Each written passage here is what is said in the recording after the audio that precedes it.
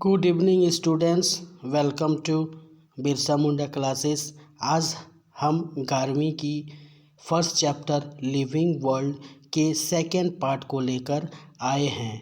तो चलिए, first part में हम लोग 29 क्वेश्चन तक देख चुके थे। अब 30 नंबर का क्वेश्चन हम लोग देखते हैं। तो देखते हैं फर्स्ट क्वेश्चन जो है क्या कह रहा है। The living organism can be exceptionally distinguished from the non-living things on the basis of their ability for, यानी जीवित जीवों में उनकी निम्नलिखित क्षमताओं के आधार पर निर्जीव चीज़ों से अलग पहचाना जा सकता है। ऑप्शंस है रिप्रोडक्शन यानी प्रजनन, ग्रोथ एंड मूवमेंट यानी वृद्धि और गति, रिस्पॉन्सिवनेस टू टच यानी स्पर्श के प्रति संवेदनशीलता, और interaction with the environment and progressive evolution यानी पर्यावरण के साथ अंतःक्रिया और प्रगतिशील विकास। तो देखते हैं यहाँ पे जो करेक्ट आंसर क्या हो जाएगा। तो यहाँ पे करेक्ट आंसर जो हो जाएगा हमारा क्वेश्चन नंबर 30 का 4, interaction with the environment and progressive evolution यानी पर्यावरण के साथ अंतःक्रिया और प्रगतिशील विकास, यानी जीवित जीवों की उनकी पर्यावरण के साथ अंतःक्रिया और प्रगतिशील विकास के आधार पर निर्जीव चीज़ों से अलग किया जा सकता है। तो यहाँ पे करेक्ट ऑप्शन जो हो जाएगा ऑप्शन नंबर 4। ठीक है, नेक्स्ट क्वेश्चन की तरफ मूव करते हैं हम लोग क्वेश्चन नंबर 31 की तरफ। क्वेश्चन नंबर 31 क्या पूछ रहा है, देखते हैं हमारे स्क्रीन पर। What is true for individuals of same species,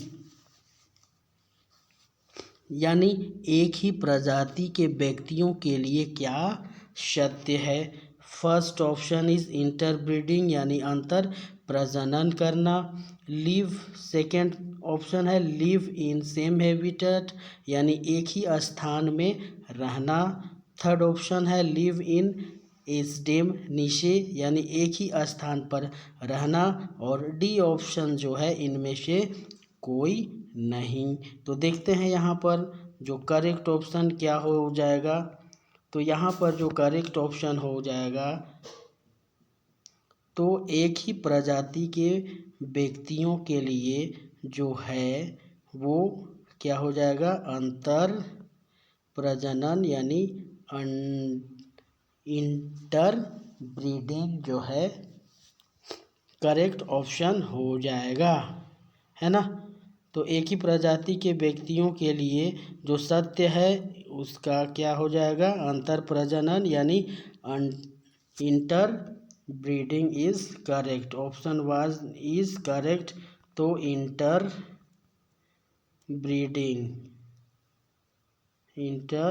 breeding is correct यानी option 1 is correct. Option 1 is correct 31 का। चलिए नेक्स्ट क्वेश्चन की तरफ चलते हैं। Question number 32। क्वेश्चन नंबर 32 क्या पूछ रहा है, स्पीसीज आर कंसीडर्ड एज यानी प्रजातियां जो है वो मानी जाती हैं। First option is the lowest unit of classification यानी वर्गीकरण की सबसे निचली इकाई। फिर second option is artificial concept of human mind which can be defined as absolute terms यानी मानव मन की कृत्रिम अवधारणा जिसे निरपेक्ष रूप से परिभाषित नहीं किया जा सकता है। Third option is real basic unit of classification यानी वर्गीकरण की वास्तविक बुनियादी इकाइयाँ, या option 4 real units of classification devised by taxonomist, यानी वर्गीकरण की वास्तविक इकाइयाँ जो वर्गीकरण वेदों द्वारा तैयार की गई हैं। तो यहाँ पे जो क्वेश्चन नंबर 3 है, क्वेश्चन नंबर 3 जो है वो करेक्ट ऑप्शन हो जाएगा, यानी real basic units of classification. ठीक है, यानी real basic unit of classification हो जाएगा। Real units of classification divide by taxonomist के द्वारा दिया जाता है, वर्गीकरण किया जाता है। ठीक है, तो 32 का जो करेक्ट ऑप्शन हो जाएगा ऑप्शन 3, है ना। तो क्वेश्चन नंबर 3 जो है, in biological classification species are considered as the real basic unit of classification, not an artificial concept and are the lowest unit within the taxonomic hierarchy, है ना। तो चलिए नेक्स्ट क्वेश्चन की तरफ move करते हैं हम लोग, क्वेश्चन नंबर 33 की तरफ। क्वेश्चन नंबर 33 क्या पूछ रहा है, there is no life on moon due to the absence of, यानी चंद्रमा में जीवन संभव नहीं है क्योंकि उसमें O2 नहीं है ना। Option is O2, second water, third light, fourth temperature यानी तापमान, है ना।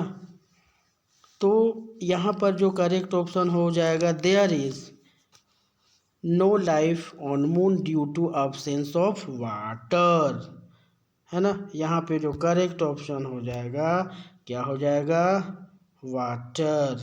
Option 2 is correct.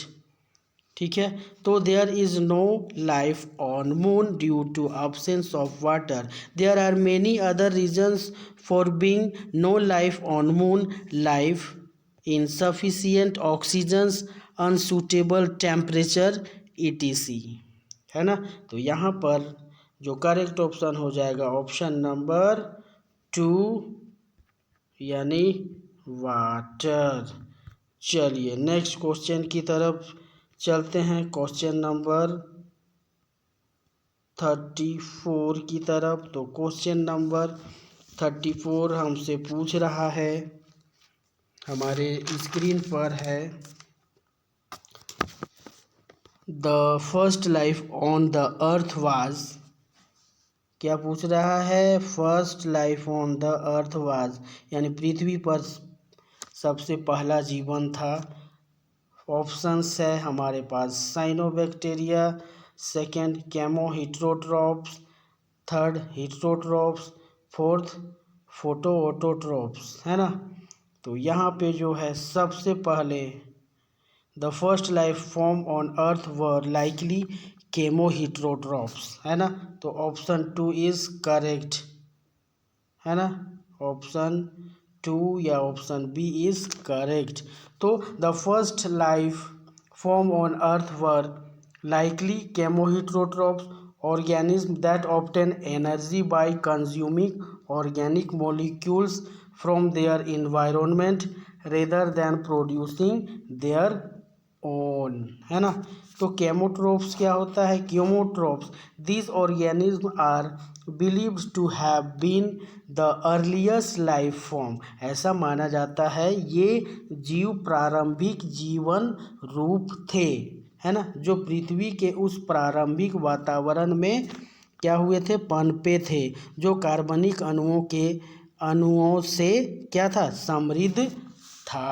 चलिए तो यहाँ पर करेक्ट ऑप्शन हो जाएगा ऑप्शन नंबर 2 केमोहिट्रोट्रॉप्स, है ना। चलिए तो नेक्स्ट क्वेश्चन की तरफ मूव करते हैं, क्वेश्चन नंबर 35 की तरफ। क्वेश्चन नंबर 35 देखते हैं क्या कह रहा है। तो क्वेश्चन नंबर 35 कह रहा है, स्टडी ऑफ फॉसिल्स इज, है ना, जीवाश्मों का जो अध्ययन है उसे क्या कहा जाता है। ये काफ़ी इम्पोर्टेंट क्वेश्चन है स्टूडेंट्स, ध्यान से देखिएगा, ध्यान से। चलिए, फर्स्ट ऑप्शन इज पैलेंटोलॉजी, है ना, यानी जीवाश्म ईंधन। हर्पेटोलॉजी यानी सरीसृप विज्ञान। सौरोलॉजी, है ना, यानी सौर विज्ञान। ऑर्गेनिक इवोल्यूशन यानी जैविक विकास, है ना। तो देखते हैं यहाँ पे करेक्ट ऑप्शन जो हो जाएगा, क्या हो जाएगा, study of fossils which are the preserved remains or traces of ancient life is called palaeontology, यानी जीवाश्म के अध्ययन को जो प्राचीन जीवन के संरक्षित अवशेष या निशान हैं, जीवाश्म विज्ञान या पैलेंटोलॉजी कहा जाता है। तो यहाँ पे स्टडी ऑफ फोसिल्स इज क्या हो जाएगा, ऑप्शन 1 पैलेंटोलॉजी यानी जीवाश्म विज्ञान कहा जाता है। करेक्ट ऑप्शन इज ऑप्शन 1 पैलियोंटोलॉजी, है ना, यानी जीवाश्म विज्ञान। यदि बात किया जाए हर्पेटोलॉजी की, तो ये जो होता है हर्पेटोलॉजी जो होता है, herpetology is branch of zoology that focus on the study of reptiles and amphibian, यानी रिप्टाइल्स रेंगने वाले जो जीव होते हैं, जैसे स्नेक होता है, ठीक है। सौरोलॉजी जो है सौर विज्ञान जो होता है ना, ये स्टडी ऑफ लिजार्ड होता है, स्टडी ऑफ लिजार्ड होता है। Organic ovulation. चलिए, तो यहाँ पे जो करेक्ट ऑप्शन हमारा है, क्या हो जाएगा, स्टडी ऑफ फोसिल्स इज क्या हो जाएगा, पैलियोंटोलॉजी यानी जीवाश्म ईंधन। चलिए, जीवाश्म विज्ञान, सॉरी। चलिए, नेक्स्ट क्वेश्चन की तरफ रुख करते हैं हम लोग। Question number 36। तो क्वेश्चन नंबर 36 हमारे स्क्रीन पर मौजूद है, देखते हैं क्या बोल रहा है। Most abundant organic compound and earth is, यानी पृथ्वी पर सबसे प्रचुर मात्रा में पाए जाने वाला कार्बनिक यौगिक क्या है, स्टूडेंट्स बताइए। तो first option is protein, second option is cellulose, third option is lipids, third option is steroid, है ना। तो यहाँ पे जो है करेक्ट ऑप्शन क्या हो जाएगा, बताने का कोशिश करें स्टूडेंट्स। तो ये जो है most abundant organic compound in earth is क्या हो जाएगा, सेलुलोज। ऑप्शन 2 इज करेक्ट, है ना, ऑप्शन 2 इज करेक्ट। तो the most abundant organic compound on earth is क्या हो जाएगा, सेलुलोज। क्या हो जाएगा, सेल्यूलोज, है ना। सेल्यूलेज क्या होता है, सेल्यूलोज जो होता है एक पॉलीसेकेराइड है जो पौधों की कोशिका भित्ति का मुख्य संरचनात्मक यानी स्ट्रक्चरल घटक बनाता है। सेल्यूलोज के पाए जाने वाले उदाहरणों में से पादप रेशे हो सकते हैं, कपास हो सकता है, लकड़ी हो सकता है और सूखी भांग शामिल है ना। तो यहाँ पे 36 का जो करेक्ट ऑप्शन हो जाएगा ऑप्शन 2 सेलुलोज। चलिए, नेक्स्ट क्वेश्चन की तरफ रुख करते हैं हम लोग। क्वेश्चन नंबर 37 क्वेश्चन क्या पूछ रहा है, study of number of chromosomes for resolving difficulties in classification is used in, है ना, यानी वर्गीकरण में कठिनाइयों को हल करने के लिए गुणसूत्रों की संख्या का अध्ययन निम्न में किया जाता है। फर्स्ट ऑप्शन इज साइटोटैक्सोनॉमी, है ना, बायोकेमिकल टैक्सोनॉमी, मार्फोटैक्सोनॉमी और केमोटैक्सोनॉमी क्या है। तो यहाँ पे जो है करेक्ट ऑप्शन क्या हो जाएगा देखते हैं हम लोग। तो करेक्ट ऑप्शन जो हो जाएगा, study of number of chromosomes for resolving difficulties in classification is used in cytotaxonomy, है ना। तो करेक्ट ऑप्शन जो हो जाएगा ऑप्शन 1 साइटोटैक्सोनॉमी, है ना। क्या हो जाएगा साइटोटैक्सोनॉमी करेक्ट ऑप्शन हो जाएगा 37 का, है ना। तो यदि मॉर्फोटैक्सोनॉमी की बात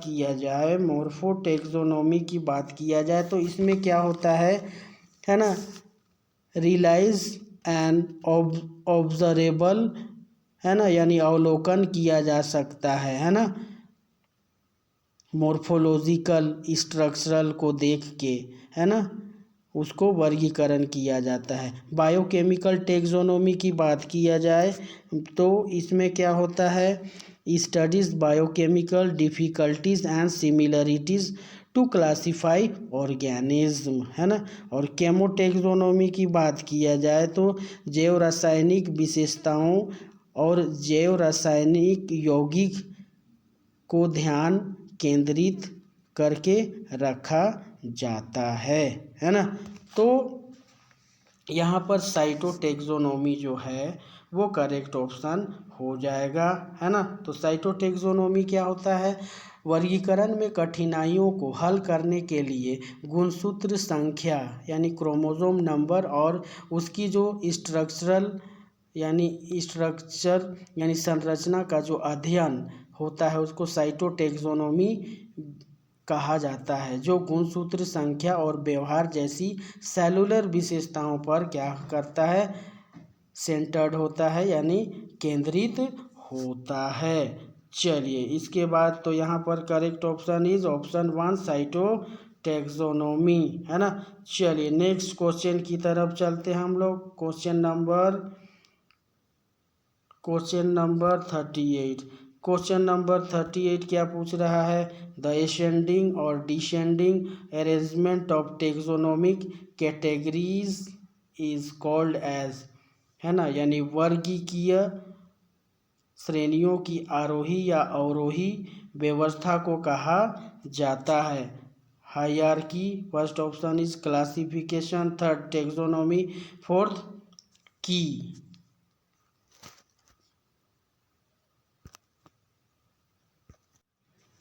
तो देखते हैं यहाँ पे करेक्ट ऑप्शन क्या होता है। तो यहाँ पे जो हो जाएगा द असेंडिंग और descending arrangement of taxonomic categories is called taxonomic hierarchy. क्या कहा जाता है, टैक्सोनॉमिक हायरार्की। तो यहाँ पे ऑप्शन 1 इज करेक्ट। तो hierarchical classification is a system of classifying organism in different hierarchical levels, है ना। तो यहाँ पे करेक्ट ऑप्शन जो हो जाएगा ऑप्शन फर्स्ट पदानुक्रम या हायरार्की। 38 का आंसर जो हो जाएगा क्या हो जाएगा, हायरार्की, ठीक है। चलिए देखते हैं आगे नेक्स्ट क्वेश्चन की तरफ, क्वेश्चन नंबर 39 की तरफ। क्वेश्चन नंबर 39 क्या पूछ रहा है, तो क्वेश्चन नंबर 39 हमारे स्क्रीन पर मौजूद है, देखिए। Linnaeus system of classification is, यानी लीनियस वर्गीकरण का जो प्रणाली है क्या होता है, आर्टिफिशियल यानी कृत्रिम, प्रोग्रेसिव यानी प्रगतिशील, नेचुरल यानी प्राकृतिक, या फाइलोजेनेटिक होता है। तो यहाँ पे जो करेक्ट ऑप्शन हो जाएगा वो क्या हो जाएगा, ऑप्शन 1 आर्टिफिशियल। क्या हो जाएगा, ऑप्शन 1 आर्टिफिशियल यानी कृत्रिम हो जाएगा। तो 39 का जो आंसर हो जाएगा क्या हो जाएगा, ऑप्शन वन आर्टिफिशियल यानी कृत्रिम। चलिए नेक्स्ट क्वेश्चन की तरफ चलते हैं हम लोग। क्वेश्चन नंबर 40 की तरफ चलते हैं स्टूडेंट्स। तो क्वेश्चन नंबर 40 जो कह रहा है two similar holotypes are called, यानी दो समान होलोटाइप को क्या कहा जाता है। First option is isotopes, second option is syntype, third option is neotypes, fourth option is mesotypes, है ना। तो यहाँ पे जो करेक्ट ऑप्शन हो जाएगा हमारा, यानी दो समान होलोटाइप को क्या कहा जाता है, आइसोटोप कहा जाता है। Two similar holotype are called isotopes, यानी ऑप्शन 1 इज करेक्ट, आइसोटाइप्स, है ना, आइसोटाइप्स इज करेक्ट। चलिए नेक्स्ट क्वेश्चन की तरफ चलते हैं, क्वेश्चन नंबर 41 की तरफ। तो क्वेश्चन नंबर 41 क्या कह रहा है देखते हैं हम लोग। क्वेश्चन नंबर 41 पूछ रहा है हमसे, पेडालॉजी इज साइंस ऑफ, यानी पेडालॉजी किसका विज्ञान है। First option is earth Prithvi, second option is soil मिट्टी, थर्ड ऑप्शन इज डिजीज रोग या बीमारी, फोर्थ ऑप्शन इज पोल्यूशन यानी प्रदूषण। तो पेडालॉजी जो है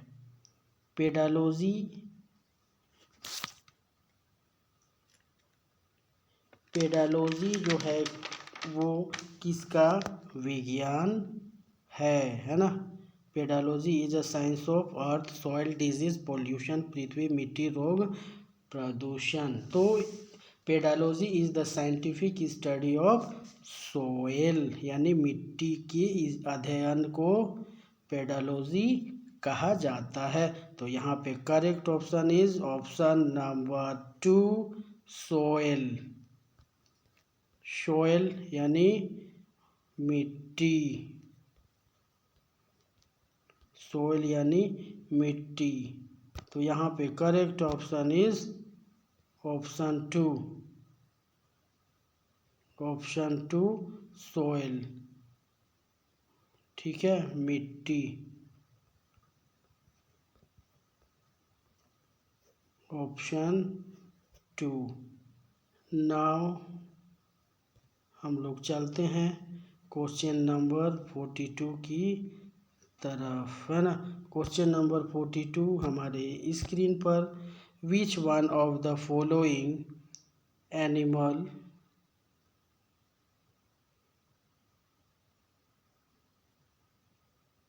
is correctly matched with its particular names taxonomic category, यानी निम्नलिखित में से कौन सा जंतु अपने विशेष नामों के वर्गीकरण श्रेणी से सही ढंग से मेल खाता है। तो first option is tiger tigris the species, यानी बाघ टाइग्रिस जो प्रजाति होगा। Second option cattle fish Mollusca अ क्लास, यानी एक वर्ग। ह्यूमन प्राइमाटा द फैमिली, मनुष्य प्राइमाटा परिवार। डी हाउसफ्लाई मस्का एन ऑर्डर, घरेलू मक्खी मस्का एक आदेश, है ना। तो यहाँ पे जो करेक्ट ऑप्शन जो होगा हमारा क्या हो जाएगा, tiger tigris the species is correct option, है ना। Option A is correct, option A is correct. Next question की तरफ मूव करते हैं हम लोग। क्वेश्चन नंबर 43 की तरफ। तो क्वेश्चन नंबर 43 कह रहा है, the CO2 content by volume in the atmospheric air is about, यानी वायुमंडलीय वायु में CO2 की जो मात्रा है वो लगभग कितनी है।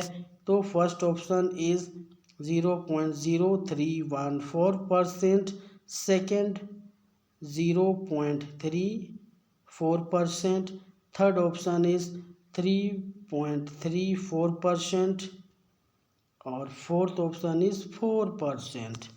तो यहाँ पे जो करेक्ट ऑप्शन हो जाएगा कितना परसेंट, यानी वायुमंडलीय वायु में CO2 की जो मात्रा होगी, यानी the CO2 content by volume in the atmospheric air is about, option 1 is correct, यानी option 1 is correct, 0.0314 is correct, option number 1 is correct.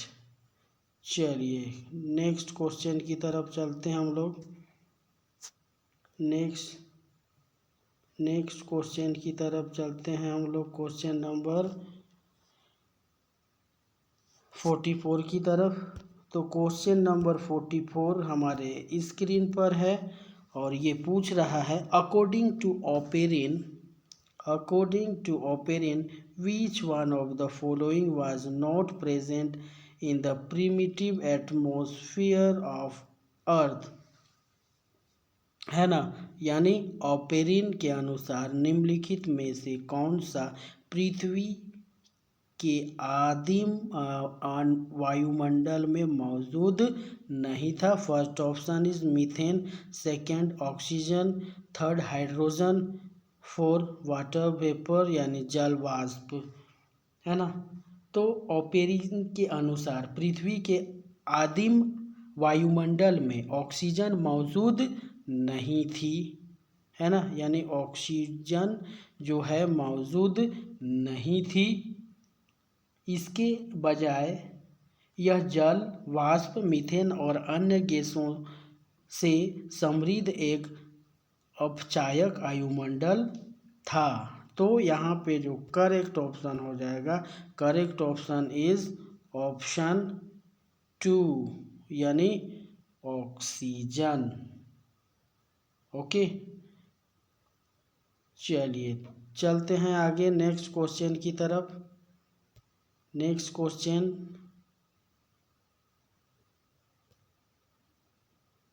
Question की तरफ चलते हैं, क्वेश्चन नंबर 45 की तरफ, है ना। तो क्वेश्चन नंबर 45 क्या कह रहा है, ये हमारे स्क्रीन पर दिखाई दे रहा है।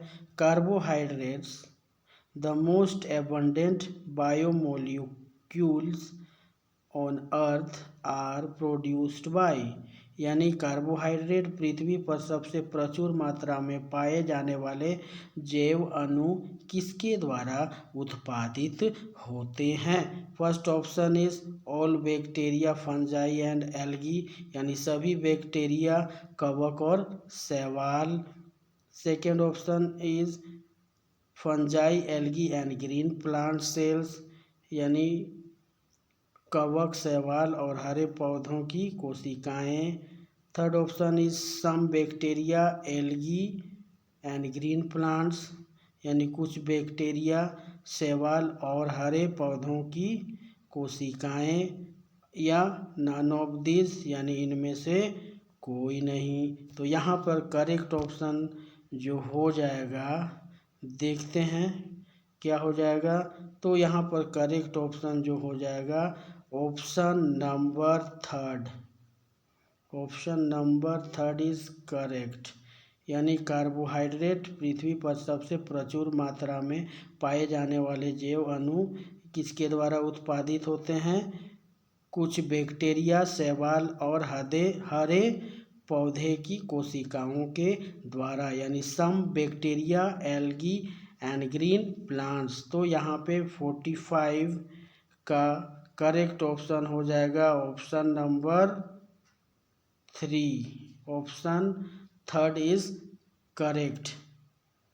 ठीक है स्टूडेंट्स, तो इसी के साथ आज का महत्वपूर्ण सेशन यहीं पे समाप्त होती है। इस सेशन को लाइक शेयर और सब्सक्राइब करते रहें ताकि आपको नई नई टॉपिकों के एमसीक्यूज मिलती रहे, है ना। तो इसी के साथ जय हिंद, जय भारत।